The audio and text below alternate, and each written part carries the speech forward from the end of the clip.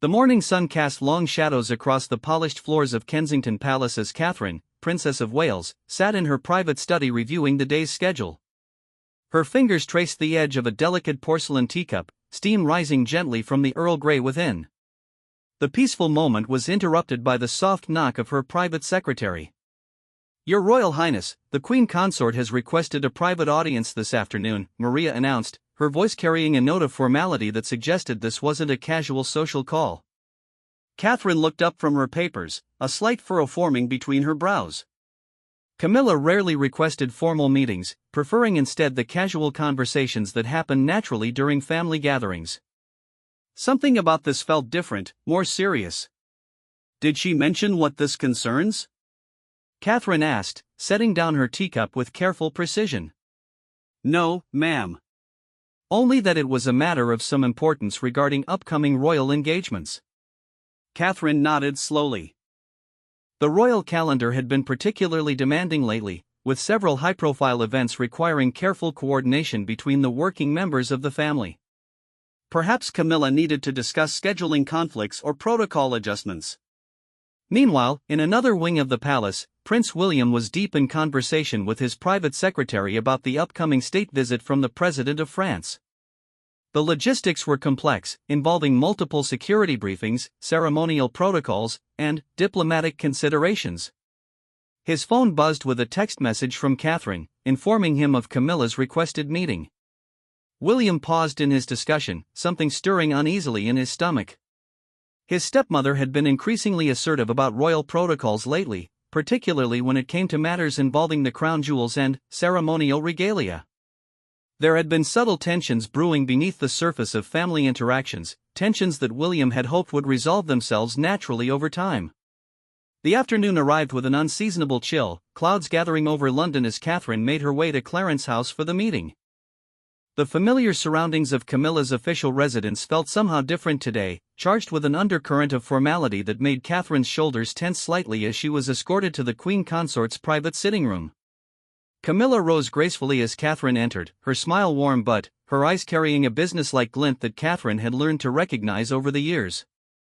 They exchanged the customary pleasantries, discussing the children's school activities and the upcoming charity gala that Catherine was organizing for her early childhood development initiative. "Catherine, dear, I hope you'll forgive the formal nature of this meeting," Camilla began, settling back into her chair with the practiced ease of someone accustomed to wielding authority. "But, there's a matter I need to discuss with you regarding the state banquet next week." Catherine nodded, her hands folded neatly in her lap. State banquets were always elaborate affairs, requiring careful attention to every detail from the seating arrangements to the selection of china and crystal. She assumed this would be about protocol or perhaps a last-minute change in the guest list. "As you know, the French president's visit is particularly significant for strengthening our diplomatic relationships post-Brexit," Camilla continued, her tone growing more serious. "The King and I have been discussing ways to ensure that every aspect of the evening reflects the grandeur and tradition of the British monarchy." Catherine waited, sensing that Camilla was building toward something specific. The older woman had a way of approaching delicate topics with careful preparation, laying groundwork before making her actual request. "The jewelry selection for such occasions carries tremendous symbolic weight," Camilla said, her gaze meeting Catherine's directly. "It communicates not just personal style, but the continuity and prestige of the crown itself." A small warning bell began ringing in Catherine's mind. She had already selected her jewelry for the banquet, planning to wear the Cambridge lover's knot tiara that had been a particular favorite of William's mother, Princess Diana. The choice held deep personal significance for her and William, representing both Diana's memory and Catherine's own role as the future Queen Consort. "I've been thinking," Camilla continued, her voice taking on a tone that was both casual and deliberately measured, "that perhaps it would be more appropriate for you to wear something that better represents the current reign. The Cambridge lover's knot, while beautiful, carries certain associations that might not be ideal for such an important diplomatic occasion." Catherine felt her breath catch slightly. The tiara wasn't just a piece of jewelry to her and William, it was a tangible connection to Diana's memory and legacy. Catherine had worn it on several significant occasions, each time feeling the weight of history and the responsibility of honoring the woman who had come before her. I'm not entirely sure I understand, Catherine said carefully, her voice maintaining its diplomatic calm even as her pulse quickened. Camilla leaned forward slightly, her expression becoming more earnest. What I'm suggesting, dear, is that you consider wearing the George IV state diadem instead. It's more established in terms of royal precedent, and it would send a clear message about the strength and continuity of the monarchy under King Charles's reign. The request hung in the air between them like a challenge. Catherine understood immediately that this wasn't really about diplomatic symbolism or royal precedent. This was about the complex dynamics of power within the family, about establishing hierarchies and asserting influence in the subtle but significant language of royal protocol. The George IV state diadem is certainly magnificent, Catherine replied diplomatically, buying herself time to process the full implications of what was being asked. But I had already planned my ensemble around the Cambridge lover's knot. The coordination of jewelry, dress, and overall presentation requires considerable advance planning. Camilla's smile remained fixed, but Catherine caught a flash of something harder in her eyes. Of course, I understand the practical considerations. But surely you can appreciate the larger picture here, Catherine. This banquet will be photographed and reported on internationally. Every detail will be scrutinized and interpreted. We have an opportunity to present a unified vision of the monarchy's future. Catherine felt a familiar surge of protective instinct, the same feeling that arose whenever she sensed her family or her role being challenged in subtle ways. She had learned over the years to navigate these complex family dynamics with grace and intelligence, but this felt different, somehow more direct and less easily deflected. I appreciate your perspective, Camilla, Catherine said, her tone remaining respectful but firm. However, the Cambridge lover's knot has become quite associated with my public role, and I believe the continuity of that association is also important for public perception. The temperature in the room seemed to drop a few degrees. Camilla's practiced diplomacy never wavered, but Catherine could sense the frustration building beneath the surface. They were both highly intelligent women, well-versed in the art of royal communication where direct confrontation was rarely acceptable, but messages were conveyed nonetheless through tone, timing, and careful word choice. I had hoped you would be more flexible about this, Camilla said, her voice carrying a subtle edge that suggested this conversation was heading into more difficult territory. After all, we're all working toward the same goal of supporting the king and strengthening the institution of the monarchy. Catherine felt the implicit criticism in those words. The suggestion that her reluctance to comply with Camilla's request somehow indicated a lack of commitment to the broader royal mission was both unfair and strategically calculated to make her feel defensive. My commitment to the crown has never been in question, Catherine replied, her voice remaining steady despite the growing tension. Every decision I make regarding my public role is considered carefully in terms of its impact on the monarchy and the royal family. The conversation continued in this vein for several more minutes, with both women maintaining their diplomatic facades while the underlying disagreement became increasingly clear. Camilla employed every tool in her considerable arsenal of persuasion, appealing to protocol, tradition, and family unity. Catherine responded with equal skill, acknowledging these concerns while subtly but firmly maintaining her position. As the meeting drew to a close, both women understood that they had reached an impasse. Camilla's final words carried a weight that suggested this disagreement would not be easily forgotten or forgiven. I do hope you'll reconsider, Catherine. It would be such a shame if personal preferences overshadowed what's best for the family and the crown. Catherine left Clarence House with her mind racing, knowing that this conversation would need to be shared with William immediately. The drive back to Kensington Palace gave her time to process what had just occurred and to prepare for what she knew would be her husband's likely reaction to Camilla's pressure tactics. The implications of this disagreement extended far beyond the choice of Tiara for a single event. It represented a fundamental question about authority and influence within the royal family, about who had the right to make decisions regarding the presentation and symbolism of the monarchy's future. Catherine understood that how this situation was handled would likely set precedents for future interactions and establish boundaries that would affect family dynamics for years to come. As she entered Kensington Palace, Catherine felt the weight of responsibility settling on her shoulders. She was not just a wife and mother in this moment, but a key figure in an institution that stretched back over 1,000 years. Every decision she made rippled outward, affecting not just her immediate family but the perception and stability of the monarchy itself. The confrontation with Camilla had awakened something protective and determined within her.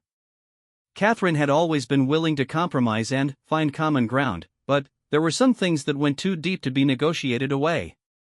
The Cambridge lover's knot tiara represented more than just a beautiful piece of jewelry. It was a symbol of continuity, memory, and the complex legacy that she and William were working to honor while building their own contribution to royal history. She knew that William would need to hear about this conversation immediately, and she could already anticipate his reaction. His protective instincts regarding his mother's memory and his wife's autonomy would undoubtedly be triggered by Camilla's approach.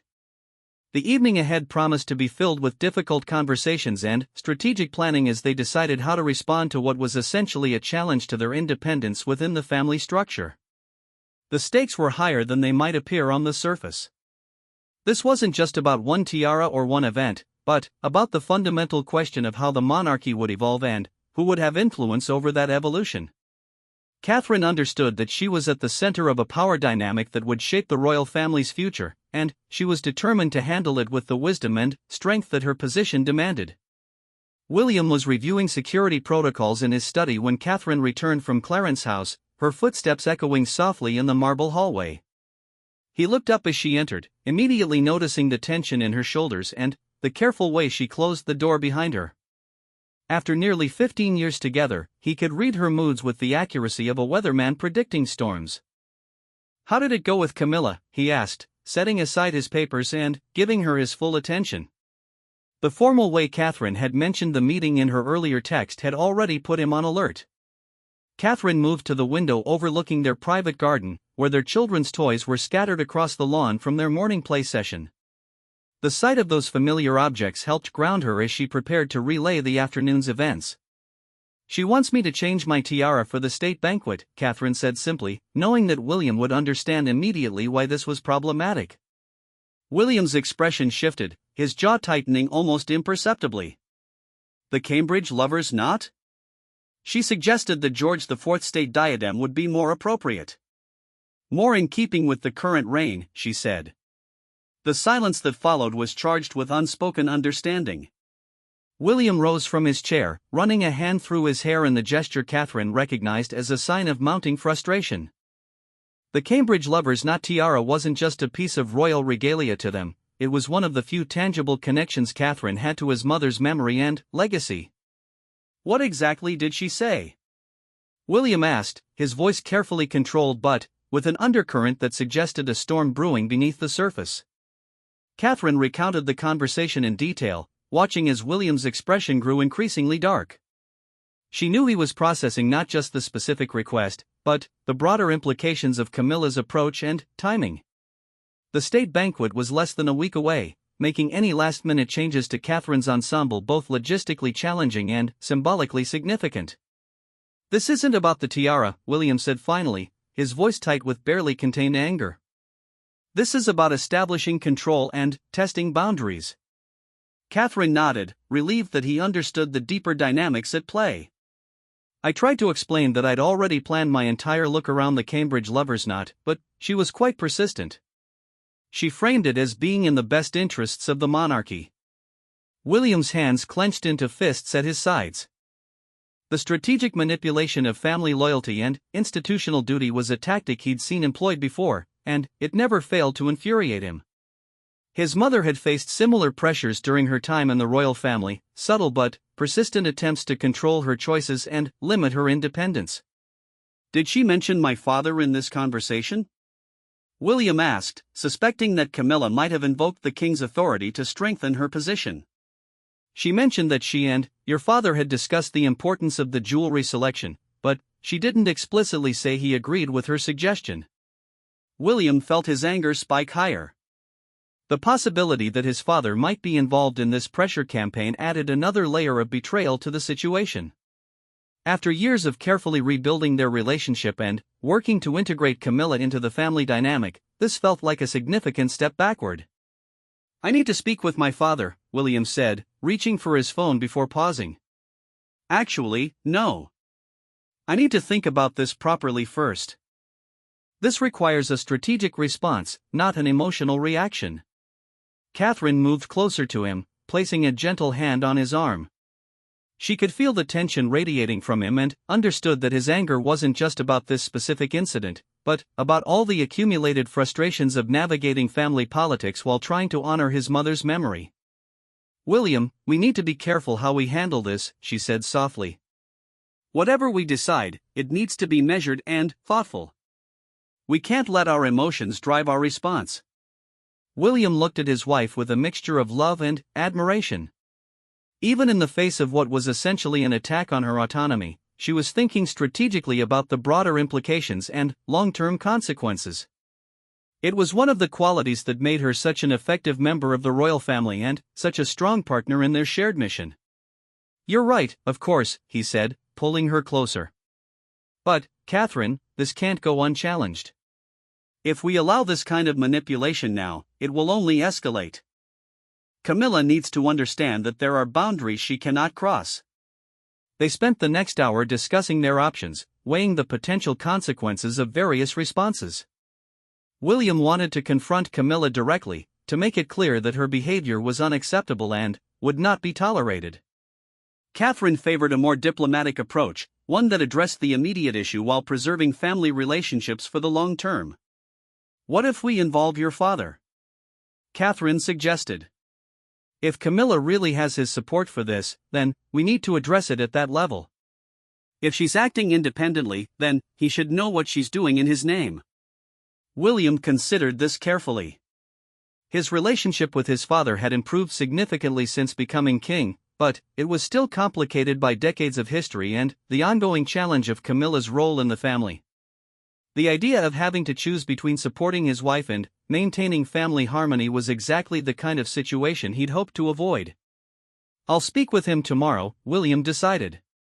"But I want you to know that regardless of what he says, you have my complete support in this. You're not changing your tiara, and you're not being bullied into compliance by anyone, including my stepmother." The conviction in his voice sent a wave of relief through Catherine. She had known she could count on his support, but hearing it stated so clearly and unequivocally strengthened her resolve to stand firm in her decision. Their conversation was interrupted by the sound of their children returning from their afternoon activities. George, Charlotte, and Louis burst into the study with the enthusiasm that only young people could muster, full of stories about their day and eager for their parents' attention. For a few precious minutes, William and Catherine set aside the stress of royal politics and focused on the simple joy of being parents. But even as they listened to Charlotte's detailed account of her art class project and George's excitement about an upcoming football match, both parents were acutely aware that the decisions they made in the coming days would affect not just their own lives, but their children's future relationship with their royal heritage and family members. Later that evening, after the children had been tucked into bed, William and Catherine returned to their discussion with clearer heads and more strategic thinking. They mapped out various scenarios and potential outcomes, trying to anticipate Camilla's likely responses and their father's possible reactions. "The timing of this is interesting," Catherine observed, her analytical mind working through the political implications. "The French state visit is high profile, with extensive media coverage guaranteed. Whatever I wear will be photographed and analyzed by fashion experts and royal watchers around the world." William nodded grimly. "Which means if you change your tiara now, it will be noticed and commented upon. People will ask questions about why the switch was made so close to the event." The media implications added another layer of complexity to their decision. The British press had a particular fascination with royal jewelry choices, often reading deep symbolic meaning into every selection. Any last-minute change would inevitably spark speculation about family tensions and power dynamics. "We also need to consider the precedent this sets," William continued. "If Camilla succeeds in pressuring you to change your choice this time, what's to stop her from trying to control other aspects of your public role? Your charity work, your speaking engagements, even your fashion choices?" Catherine felt a chill run down her spine as she contemplated the broader implications. The autonomy she'd carefully built over more than a decade as a working royal could be gradually eroded if she didn't take a stand now. The thought of having to seek approval for every decision felt claustrophobic and fundamentally at odds with the kind of royal she wanted to be. There's something else we need to discuss, Catherine said hesitantly. Maria mentioned that several other staff members have noticed increased coordination between Clarence House and various royal household departments. It seems like Camilla might be trying to extend her influence beyond just this Tiara situation. William's expression darkened further. The royal household was a complex ecosystem of competing interests and traditional hierarchies, but it had always operated on the principle that each working royal maintained independence over their own staff and decision-making processes. If Camilla was trying to centralize control or influence other royals' choices through back-channel communications, it represented a significant shift in how the family operated. Do we have specifics? William asked, his mind already racing through the implications for their children's future and the long-term health of the monarchy. Catherine pulled out her phone and scrolled through several messages from Maria and other trusted staff members. There have been informal inquiries about your schedule, suggestions about which charities I should prioritize, even questions about the children's public appearances and educational choices.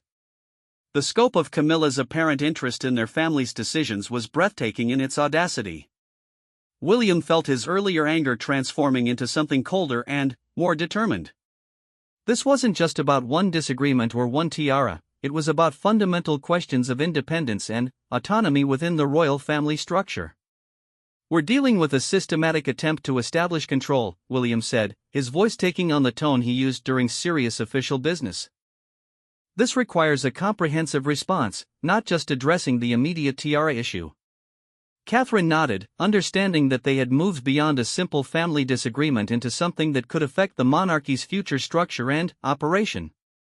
The decisions they made in the coming days would establish precedents and boundaries that would govern royal family relationships for years to come. I think we need to involve our lawyers, Catherine said quietly. Not for litigation, but for advice on protocols and precedents. We need to understand our rights and options within the existing royal framework. William agreed immediately. The legal and constitutional aspects of royal family dynamics were incredibly complex, governed by centuries of precedent, tradition, and evolving modern practices. Having expert advice would help them navigate this challenge without inadvertently creating larger problems or constitutional issues. As the evening wore on, William and Catherine found themselves planning not just their response to Camilla's pressure campaign, but a broader strategy for protecting their family's independence and ensuring their children would inherit a healthy, balanced approach to royal duty and personal autonomy. The stakes had never been higher, and they both understood that how they handled this crisis would define not just their own future relationship with the royal family, but the kind of monarchy their children would one day inherit or support. The pressure was immense, but so was their determination to protect what they had built together and to honor the memory of those who had come before them while building something sustainable for the future. The next morning arrived grey and drizzling, London's weather matching the somber mood that had settled over Kensington Palace. William had barely slept, his mind churning through possible conversations with his father and strategies for addressing Camilla's overreach. Catherine had also spent a restless night, alternating between anger at the situation and concern for the long-term implications of whatever response they chose. William's private secretary had arranged a meeting with King Charles for late morning, ostensibly to discuss security arrangements for the upcoming state visit. But both William and Catherine knew the real purpose would be to address the growing tension that threatened to overshadow what should have been a significant diplomatic achievement. Before heading to Buckingham Palace, William spent time in his study reviewing documents that his legal advisors had prepared overnight.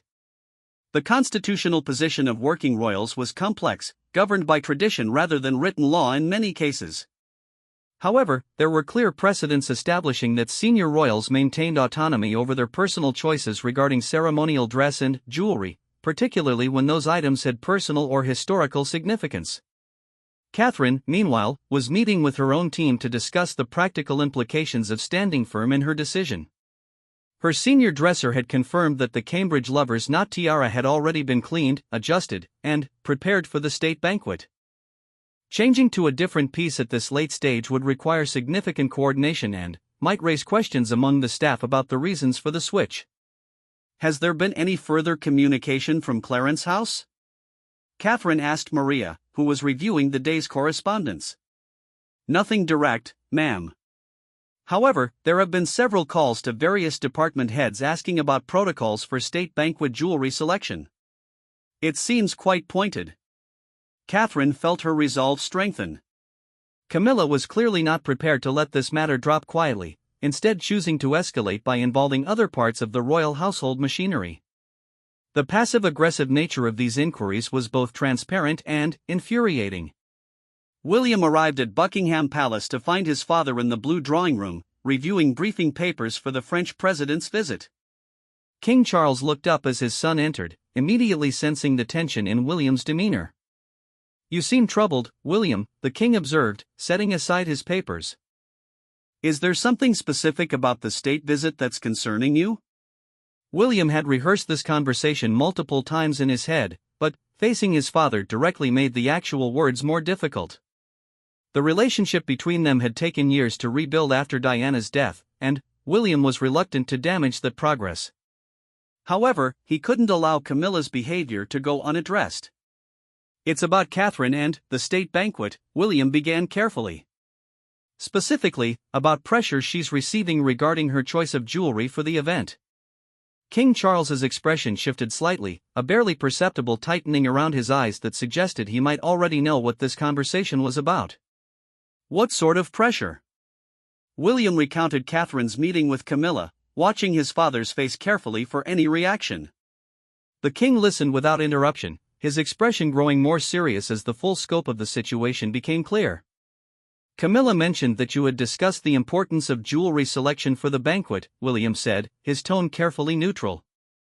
"I wanted to clarify whether you were aware of the specific nature of her conversation with Catherine." The king was quiet for several long moments, clearly processing the implications of what his son had shared. William could see the conflict playing out behind his father's eyes, the desire to support his wife while also respecting his son and daughter-in-law's autonomy. "I did discuss the general importance of presenting a unified royal image," King Charles said finally. "But I did not specifically suggest that Catherine should change her planned jewelry selection, nor did I authorize anyone to pressure her into doing so." William felt a mixture of relief and mounting anger.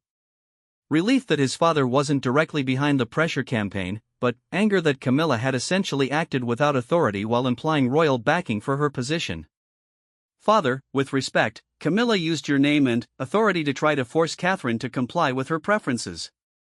This goes beyond a simple difference of opinion about jewelry choices. It's about autonomy and respect within our family structure." King Charles rose from his chair and moved to the window, looking out over the palace gardens where tourists were already gathering despite the early hour. William could see his father wrestling with the competing demands of supporting his wife while maintaining family harmony. "What exactly is it that you want me to do, William?" the king asked, turning back to face his son. "I want you to make it clear to Camilla that this behavior is unacceptable and will not be tolerated.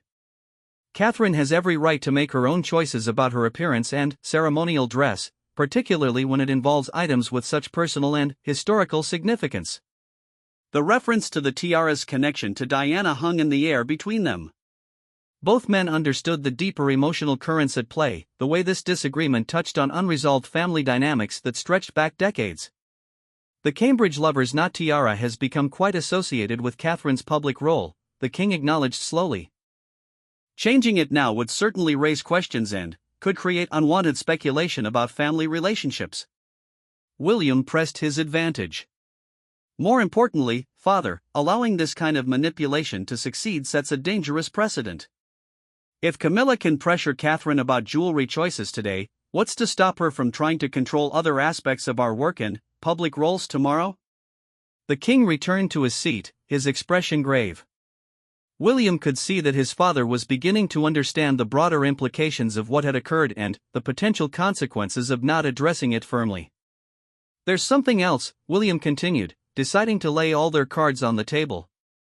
"This appears to be part of a broader pattern of attempts to influence our family's decisions.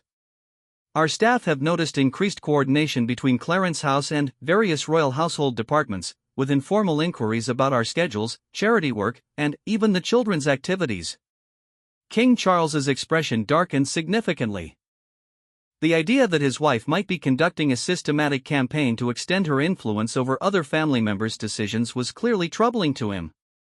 The royal family had learned hard lessons about the dangers of internal power struggles and their impact on public perception.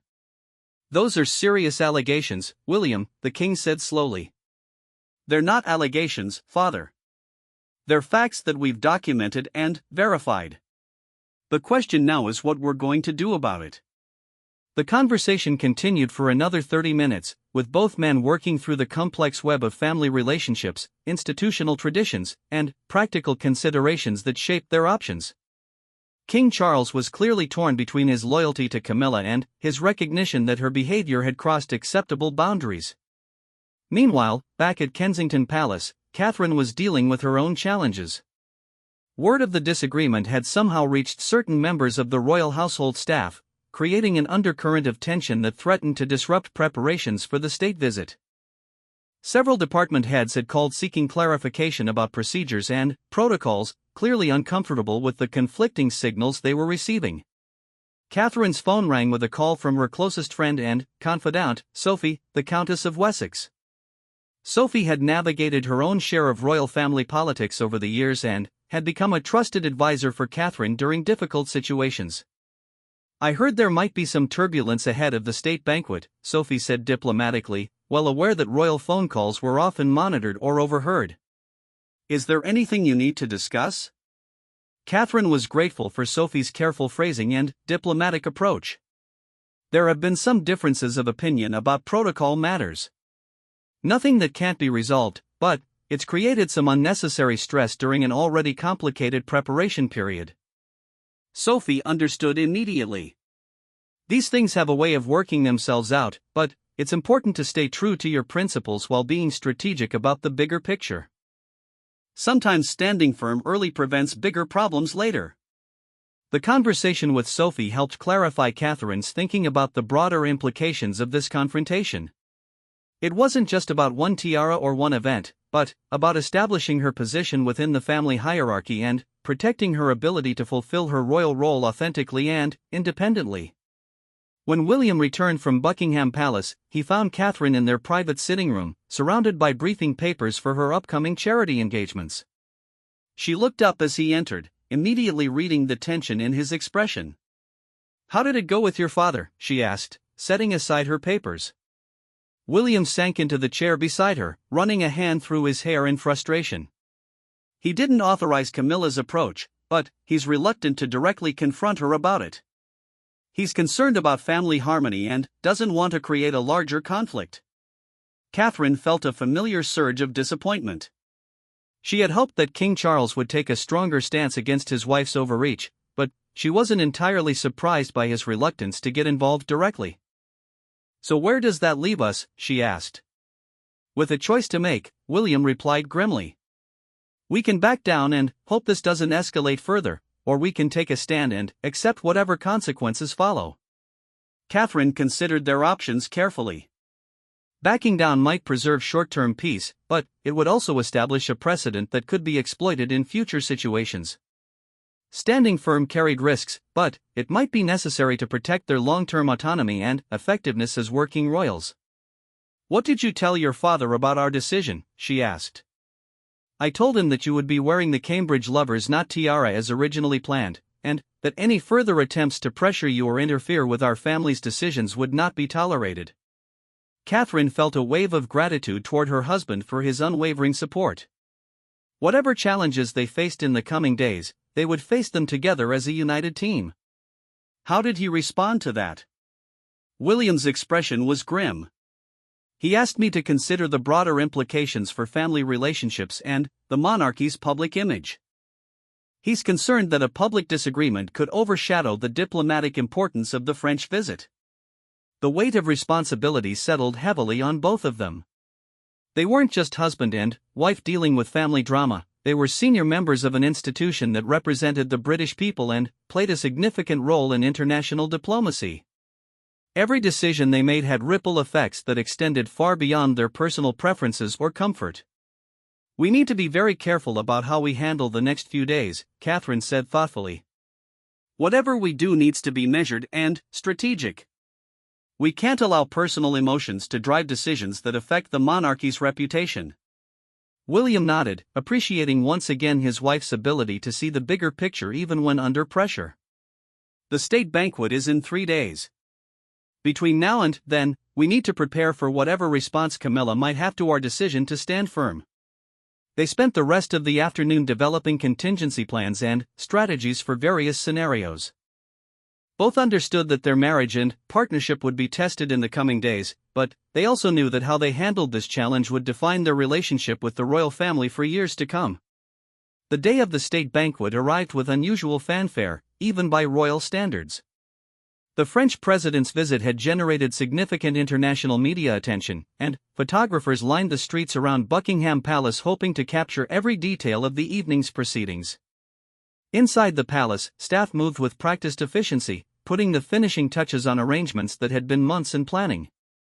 Catherine stood in her dressing room at Kensington Palace, her hair and makeup complete, as her senior dresser made final adjustments to her elegant navy evening gown. The Cambridge Lover's Knot tiara sat in its custom case nearby, its diamonds catching the afternoon light streaming through the windows. The sight of it filled Catherine with a complex mixture of emotions, pride, determination, and a touch of sadness that such a beautiful moment had become the center of family conflict. "You look absolutely magnificent, ma'am," her dresser said with genuine warmth. "The tiara complements the gown perfectly." Catherine smiled, grateful for the professional calm that surrounded her even as her mind raced through potential scenarios for the evening ahead. She knew that every aspect of her appearance would be scrutinized and analyzed, that photographs of her wearing the Cambridge Lover's Knot would appear in newspapers and magazines around the world. The weight of that attention felt heavier than usual given the circumstances. William appeared in the doorway, resplendent in his formal evening wear, medals precisely placed across his chest. He paused for a moment, taking in the sight of his wife in all her royal grandeur, and Catherine saw her own emotions reflected in his eyes: love, pride, and determination to protect what they had built together. "Ready?" he asked simply, offering her his arm. "Ready," Catherine replied, allowing her dresser to carefully place the tiara on her head. The familiar weight of it settled into place, and she felt a surge of connection to all the women who had worn royal regalia before her, particularly William's mother, who had made this particular tiara so iconic. Their journey to Buckingham Palace was quiet, both lost in their own thoughts about the evening ahead. The streets were lined with well-wishers and curious onlookers, their faces bright with excitement at catching a glimpse of the royal couple. Catherine waved and smiled, but her mind was on the complex family dynamics that would play out behind the scenes of the public spectacle. At Buckingham Palace, they were greeted by the familiar choreography of major state occasions.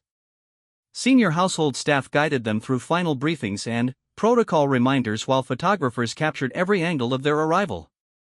Catherine noticed several staff members glancing at her tiara with particular interest, clearly aware of the significance of her choice to wear it despite the recent pressure.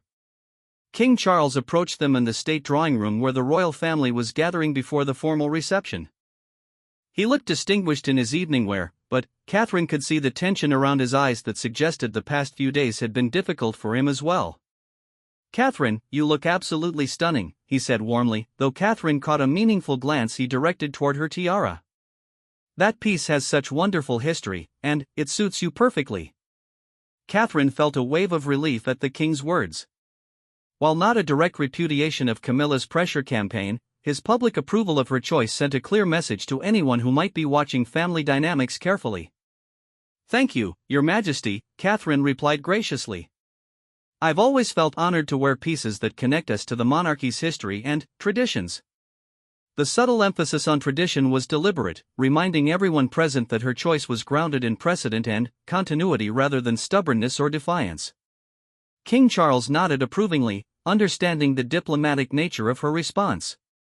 Camilla joined them a few minutes later, wearing an elegant emerald green gown and the Queen Mary's diamond Riviere necklace. She looked every inch the Queen consort, but Catherine noticed a certain stiffness in her demeanor that hadn't been present at previous family gatherings. Their eyes met briefly, and Catherine saw a flash of something that might have been respect alongside the obvious disappointment. "Catherine, dear, how lovely you look," Camilla said with practiced warmth, though her gaze lingered on the Cambridge Lover's Knot tiara for just a moment too long. I hope you're feeling well prepared for this evening's festivities. Very much so, thank you, Catherine replied with equal warmth and diplomacy. It promises to be a wonderful celebration of British-French friendship. The exchange was polite and appropriate, but both women understood that they were speaking in code about much more than the evening's events. Camilla's subtle acknowledgement of Catherine's choice to wear the disputed tiara was as close to a concession as they were likely to get, while Catherine's gracious response indicated that she bore no personal animosity despite standing firm in her decision. William watched this interaction carefully, proud of his wife's grace under pressure while remaining alert for any signs that the conflict might escalate. He positioned himself slightly closer to Catherine, a subtle but clear indication of where his loyalties lay should any further challenges arise. The formal reception began with the arrival of the French president and his wife, and soon the palace's staterooms were filled with distinguished guests from both countries. Catherine moved through the crowd with practiced ease, engaging in conversations about trade relationships, cultural exchanges, and various charitable initiatives. Several guests complimented her on her appearance, and she noticed that international photographers were particularly interested in capturing images of her wearing the iconic tiara. During the formal dinner, Catherine found herself seated between a French cabinet minister and a British business leader, both eager to discuss her charitable work and its international implications. The conversation was engaging and substantive, reminding her of why she valued her public role and why maintaining her autonomy was so important for her effectiveness as a working royal. From across the elaborate dining table, she caught William's eye several times during the evening. He was deep in conversation with French officials about environmental initiatives and seemed thoroughly in his element. The sight of him filled Catherine with renewed appreciation for their partnership and shared commitment to using their platform for meaningful purposes. As the evening progressed, Catherine became aware that her choice of tiara was indeed generating attention and commentary among the international media covering the event. Several royal correspondents approached her during the reception, asking about the significance of wearing such an iconic piece for this particular occasion. The Cambridge Lovers' knot has become quite special to me over the years, Catherine replied to one journalist's question. It represents continuity and tradition, values that I think are important in both royal service and international diplomacy. The response was carefully crafted to emphasize positive themes while avoiding any direct reference to the recent family tensions. Catherine knew that her words would be analyzed and reported internationally, so every phrase had been chosen to project strength, grace, and commitment to her role. Later in the evening, as the formal proceedings wound down and guests moved to other reception rooms for continued conversations, Catherine found herself approached by several senior female diplomats and business leaders. They complimented her on her role in the evening's success and spoke admiringly of her public work and charitable initiatives. "You've really made that tiara your own over the years," observed the French president's wife during a quiet moment between them. "It's become quite symbolic of your approach to royal duty, respectful of tradition but confident in your own style." The comment struck Catherine as particularly meaningful, coming from someone outside the British royal family who could observe their dynamics with some objectivity. It reinforced her sense that wearing the Cambridge Lovers' knot had been not just personally important, but strategically correct for her public image and role. As the evening concluded and guests began departing, the royal family gathered for the traditional post-event debrief. King Charles was clearly pleased with how the diplomatic aspects of the evening had proceeded, and several senior household staff reported positive feedback from both British and French delegations. "The international press coverage appears to have been very positive," reported the palace's communications director. "Particular attention has been paid to the elegance and historical significance of the royal family's presentation this evening." Catherine exchanged a meaningful glance with William, both understanding that this positive coverage validated their decision to resist pressure for last-minute changes. The evening had been a diplomatic success, and her appearance had contributed to rather than detracted from that achievement. In the days that followed, the impact of Catherine's choice became even more apparent. Fashion magazines around the world featured extensive coverage of her appearance at the state banquet, with particular focus on the Cambridge Lovers' knot tiara and its historical significance. Several articles traced the piece's journey from Queen Mary to Princess Diana to Catherine herself, emphasizing themes of continuity and royal tradition. The positive international attention seemed to settle the question of whether Catherine's choice had been appropriate for such a significant diplomatic occasion. More importantly, the coverage established a clear narrative about her role and approach that would influence future media coverage and public perception. Within the royal family, the aftermath of the Tiara controversy led to important conversations about boundaries, respect, and decision-making processes. King Charles arranged separate meetings with both William and Camilla to address the underlying tensions and establish clearer expectations for future interactions. While the specific details of these conversations remained private, their effects became apparent in subsequent family interactions. Camilla's approach to working with other family members became noticeably more collaborative and less directive, while William and Catherine felt more confident in asserting their independence when necessary. The children, who had been largely shielded from the adult tensions, continued their normal routines and activities. However, Catherine and William used the experience as a teaching moment about standing up for principles while maintaining respect for family relationships and institutional responsibilities. Sometimes grown-ups have disagreements about important things, Catherine explained to Charlotte during one of their private conversations. When that happens, it's important to listen to different viewpoints but also to stay true to what you believe is right. The lessons from the Tiara controversy extended far beyond jewelry choices or family dynamics. For Catherine and William, it reinforced their commitment to working as a team while maintaining their individual autonomy within the royal framework. They emerged from the experience stronger and more confident in their ability to navigate complex challenges while protecting their family's interests and values. The Cambridge Lover's Knot tiara returned to its place in the royal collection, but its significance had evolved. No longer just a beautiful piece of jewelry with historical importance, it had become a symbol of Catherine's growing confidence in her role and her willingness to stand firm when her principles were challenged.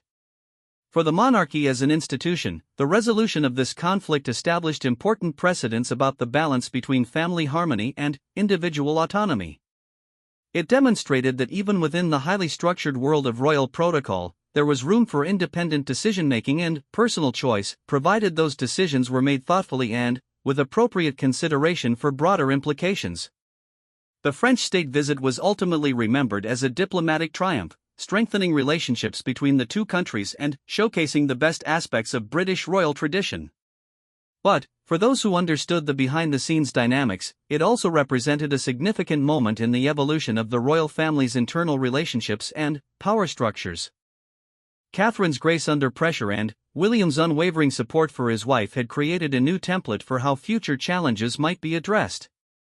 They had proven that it was possible to maintain respect for family relationships while refusing to compromise on fundamental principles, setting a standard that would influence royal family dynamics for years to come.